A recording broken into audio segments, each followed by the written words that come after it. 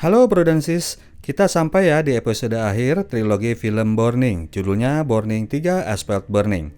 Jadi beberapa bulan setelah momen di kota Murmansk, keluarga komunitas mobil balap kota Oslo melakukan kumpul-kumpul untuk melakukan selebrasi bagi pasangan Roy dan Angie yang akan melakukan pernikahan esok harinya. Sayang sekali pemeran Angie diganti oleh pemeran lain padahal yang kemarin udah cocok banget tuh. Tapi ya sudahlah. Di episode ini Nina masih muncul dan lagi sayang-sayangnya sama Selby, anaknya Roy dari Angie. Akan halnya dengan Pak Dede yang mengalami kecelakaan di Murmansk, Doski masih hadir. Fisiknya sih aman, namun semenjak kecelakaan itu, sekarang otaknya jadi makin gak jelas. Tambah sensitif dengan hal yang berbau mesin, namun cilepeng dalam hal yang lainnya. Pak Rohmat pun masih hadir dan udah lurus hidupnya. Beda dengan Roy yang dipekerjakan di toko sosis, beliau dikaryakan sebagai pengendara mobil jenazah. Si Holland kini udah insaf dan udah join lagi sama teman-teman komunitas. Dia sangat support dengan pernikahan Roy. Situasi lagi kondusif-kondusifnya, semua orang riang gembira menikmati suasana. Roy terus dicekoki oleh minuman beralkohol. Saat itulah datang seorang wanita cantik menghampiri, ngajakin Roy mojok. Roy yang lagi teler ini ikut-ikut aja. Diajakin joget nurut, diajakin minum ngikut, apalagi pas diajakin cipokan. Roy nggak nolak. Cewek itu pun pergi begitu saja meninggalkan Roy yang jadi penasaran. Esok harinya saat hendak menuju lokasi pernikahan, Roy baru dikasih tahu oleh Pak Rohmat bahwa cewek itu adalah Robin, cewek Jerman yang juga seorang sembalap. Dulu dia ini adalah teman kosannya Angie waktu calon istrinya itu masih tinggal di Jerman. Roy pernah dengar yang namanya Robin dari Angie, tapi dia pikir Robin itu cowok. Para pengantin dan mobil pengiring kemudian diminta bersiap. Holland yang berperan sebagai korlap memberikan komando bahwa siapa-siapa yang berhasil duluan sampai puncak, ia yang akan memenangkan hadiah berupa si pengantin. Omongan itu pastinya candaan karena Roy pula yang diminta untuk berada di depan. Mobil rombongan pun jalan. Tiba-tiba satu mobil di belakang langsung nerabas barisan berusaha untuk berada di depan. Mobil merah Porsche itu nggak mempedulikan yang lainnya. Holland sebagai korlap merasa harus turun tangan. Ia pun mencoba menghadangnya, namun mobil merah itu tetap nekat. Mobil Holland ditabrak dari belakang. Akhirnya Holland pun meluncur menuju pinggiran tebing. Holland dan mobil Toyota GT-nya pun basah kuyup. Roy mencoba menghalangi dari salipan mobil Porsche, namun udah mah mobilnya canggih, drivernya ternyata jago pula. Akhirnya ia pun tersalip. Pengendara mobil itu ternyata adalah Robin. Kebut-kebutan kemudian terjadi di antara keduanya menuju puncak lokasi resepsi pernikahan. Namun pada akhirnya mobil merahlah yang duluan tiba. Robin langsung mendatangi Angie yang kaget kedatangan teman lamanya. Di situ Robin bocorin soal kenakalan Roy kemarin yang menciumnya. Robin menghasut Angie agar gak jadi nikah sama Roy. Roy pun ketika ditanya, dia nggak bisa ngeles. Angie pun jadi ngambek karena merasa sudah dipermalukan di muka umum. Ia pun kabur dari lokasi ngikut ajakan Robin. Teman lain mencoba membela Roy agar dia diberi kesempatan lagi. Robin pun mengajukan syarat. Roy bisa bawa balik Angie kalau ia bisa ngalahin Porsche merah di sirkuit Nürburgring, Jerman. Sirkuit maut yang sangat menantang. Di mobil barulah Angie bicara sama Robin. Dia pun ternyata merasa bahwa Robin ini terlalu berlebihan. Angie memang ngambek tapi nggak separah itu keles. Dia menolak diajak ke Jerman. Dia sih pengennya pulang aja ke rumah. Namun ternyata si Robin ini maksa dan terlihat bahwa ia ada yang diinginkan dengan balapannya dengan Roy. Mungkin dia ini sedang pengen pansos. Akhirnya Angie setuju untuk ikut dengan Robin. Dia juga pengen lihat duel di antara keduanya. Di rumah dengan dibantu Pak Dede dan Pak Rohmat, Roy pun mempersiapkan si kuning. Ia sendiri masih nggak fokus. Kehilangan calon istri dan anak dengan mendadak membuatnya agak sedikit limbung. Apalagi setelah kemudian, Angie pun menolak teleponnya. Roy makin pusing jadinya. Anaknya lah yang kemudian melecutnya agar mau berjuang, meskipun yang harus ia hadapi adalah sebuah mobil yang top dan harus bertarung pula di kandang macan. Esoknya mereka pun bersiap untuk pergi. Si Holland dan mobil jenazah yang akan turun menjadi pendamping. Pak Rohmat sudah berangkat duluan. Dia tentunya ditemani oleh Pak Dede sebagai soulmate jalanan tak tergantikan. Holland akan menyusul setelah ia beres mempersiapkan mobilnya. Jalan lagi lah anak dan bapak yang kompak ini. Di mobil, Nina bawelin lagi ayahnya, jangan sampai hilang fokus di jalanan. Ayahnya itu ia anggap pikirannya udah mulai kemana-mana dan terbukti. Saat itu, Roy pun sempat meleng dan menabrak seorang pejalan kaki saat mereka hendak berhenti makan siang. Si korbannya sih nggak kenapa-kenapa sebetulnya, tapi itu jadi membuktikan ucapan Nina. Roy pun jadi keder, ia menyerahkan kemudi kepada anaknya. Pak Rohmat dan Pak Dede anteng-anteng aja di perjalanan. Meskipun si Pak Dede sempat keder, takut dilarang masuk Jerman karena merasa grammarnya kurang bagus. Di sebuah lokasi di wilayah Swedia, Pak Rohmat turun untuk beli kopi. Kebetulan mobilnya ia parkir di depan sebuah rumah duka.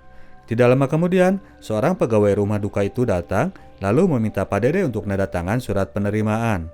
Para pegawai rumah duka itu pun kemudian memasukkan satu peti mati ke dalam mobil jenazah itu, mengira bahwa mobil ini yang sedang mereka tunggu.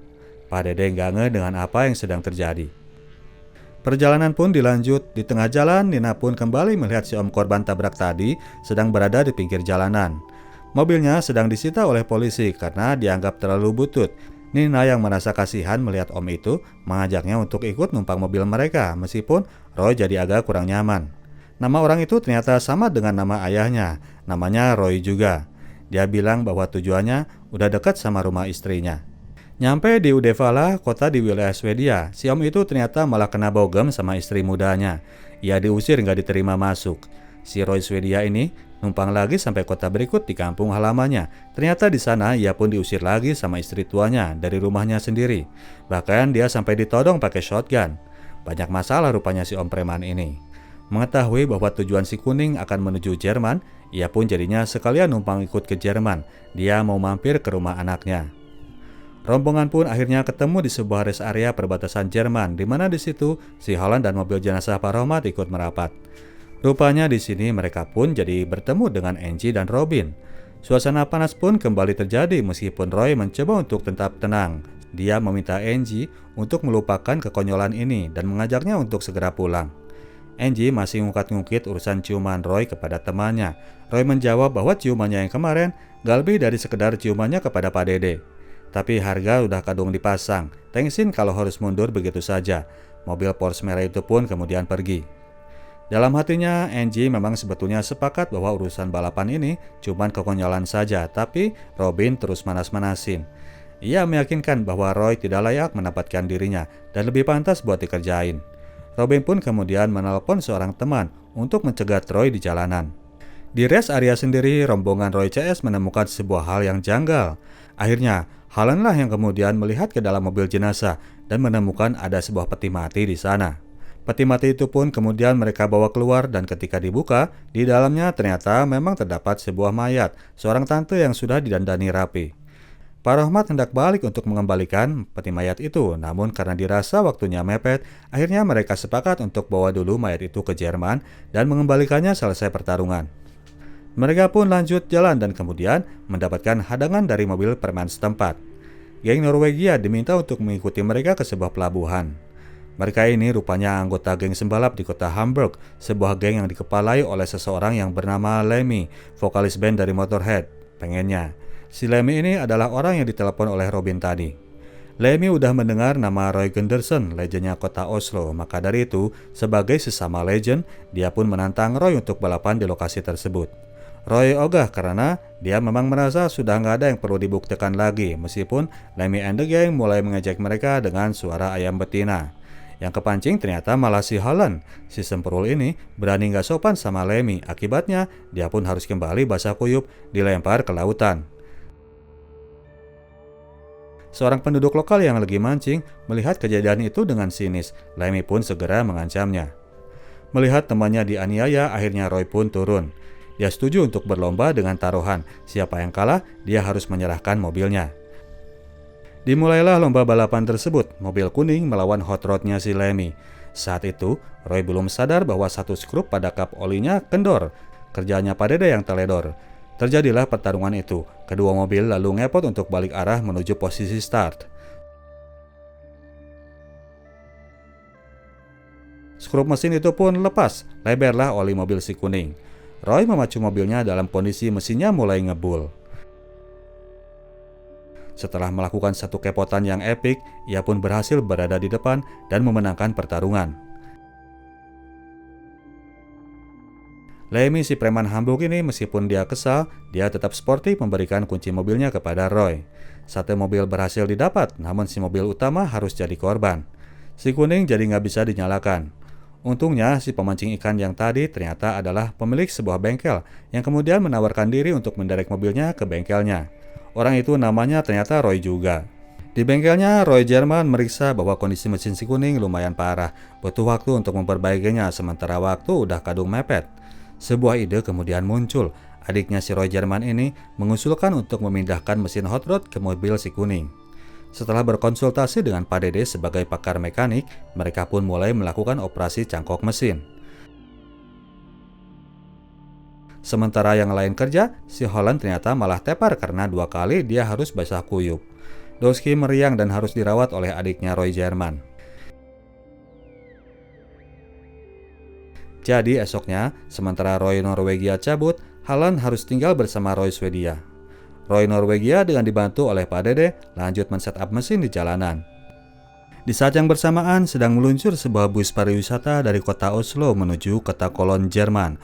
Bus itu melipir untuk mendapatkan pemeriksaan rutin. Ternyata sopirnya adalah si Kapten Philips, mantan komisaris polisi Oslo.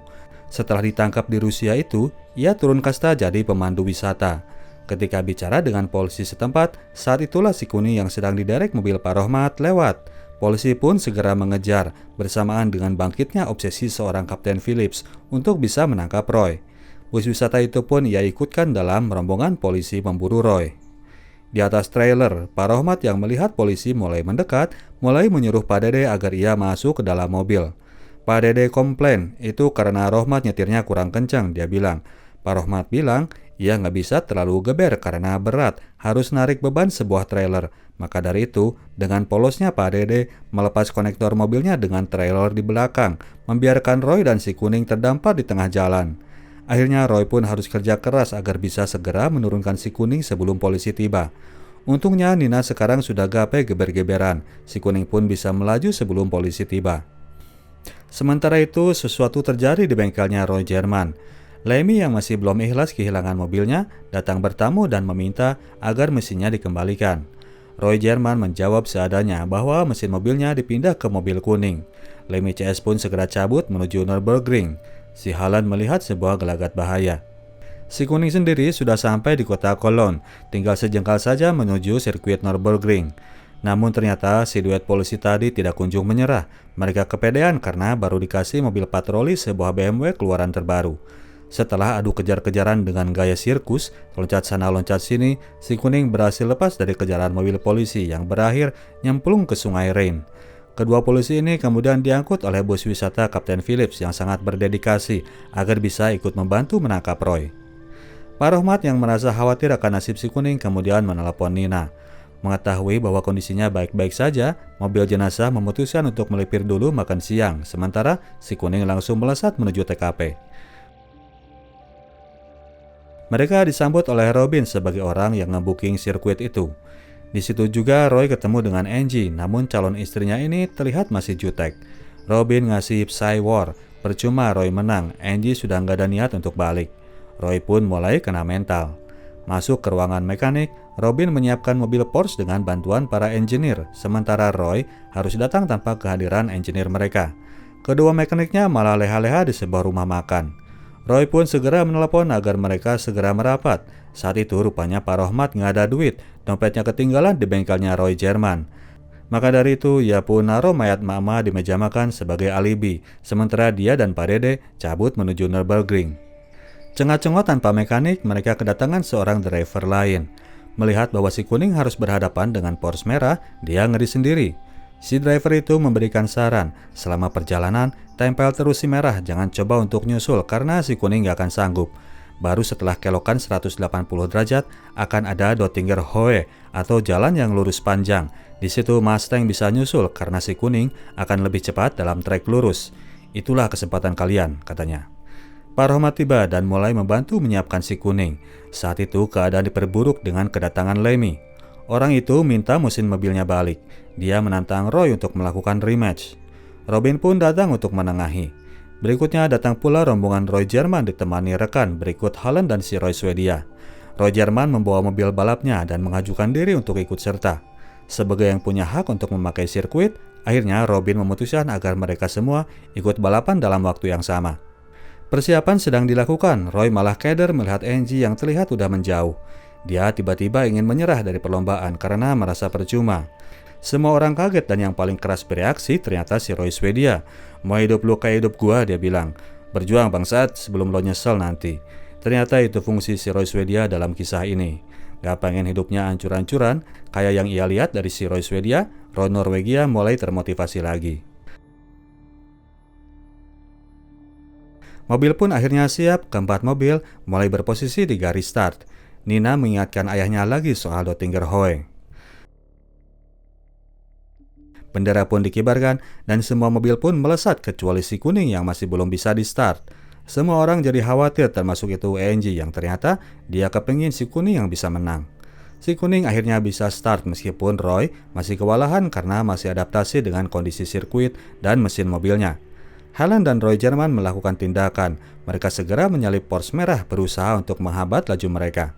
Karena mendapatkan serangan dari si merah yang terus merangsek, akhirnya si putih pun selip ke pinggiran. Giliran Helen yang sekarang pegang kemudi, sementara si kuning udah mulai ikut barisan. Sementara itu di jalur lain sedang terjadi kebut-kebutan yang berbeda. Bus wisata Kapten Phillips masuk sirkuit untuk menangkap si kuning. Kedatangan bus ini diikuti oleh beberapa mobil polisi yang ikut mendampingi. Setelah dilihat lagi, mereka ternyata bukan mendampingi, namun justru hendak menangkap sopir bus wisata yang sudah bikin kekacauan di jalanan. Keempat mobil bertarung ketat, mobil merah senantiasa berada di depan. Mobilnya Lemmy motong jalan, nabrak pagar, masuk wilayah hutan dan kemudian berada di depan. Mobil ini ternyata berfungsi untuk menghadang si kuning dan mobil itu pun berhasil ia hajar ke pinggiran. Kini mobil putih yang berada di depannya dan berusaha mengawal mobil Lemmy agar si kuning jadi ada kesempatan untuk kembali berada di depan, dan kini mobil itu sudah berada di belakang mobil si merah. Tibalah mereka di Dottinger Hoy. Roy tancap gas di jalan lurus itu. Makin lama mobilnya makin mendekat dan kini si kuning sudah berada di pantat si merah. Si kuning masih tunggu sampai akhirnya tiba di daerah sebelum belokan terakhir. Si kuning pun mulai menyalip si merah dan akhirnya berhasil tiba di finish sebagai pemenang lomba. Roy gembira luar biasa dan disambut oleh para kawan dengan riang gembira. Namun hanya satu orang yang Roy khawatirkan, yaitu Angie. Ia nyatain lagi bahwa ia beneran ingin menikahinya. Angie pun menghampiri Robin yang ternyata sudah merestui hubungan mereka. Rupanya si Robin ini hanya ingin menguji niatan Roy untuk menikahi temannya karena reputasi buruk yang selama ini ia dengar tentang Roy. Suasana jadi tambah gembira lagi, hal yang kini paling dihindari oleh Pak Dede, berhubung nasib naas yang selalu ia alami di dua ending film sebelumnya. Ia malah menjauh. Pak Rohmat mengajaknya untuk ikutan gabung, gak ada yang perlu dikhawatirkan, nasib naas yang kemarin hanya kebetulan. Pak Dede tetap tak bergeming, ia milih untuk tetap menjauh. Saat itu pengejaran bus wisata sudah tiba hampir dekat dengan posisi finish. Polisi sudah melakukan barikade dan akhirnya bus itu pun menabrak tumpukan ban. Satu ban akhirnya meluncur kencang ke posisi Pak Dede berada. Pak Rohmat yang kali ini harus bernasib naas dan bonyok. Oke, demikianlah ceritanya Bro dan Sis. Kita tim Sinotok cabut dulu. Sampai jumpa di video kita selanjutnya. Ciao.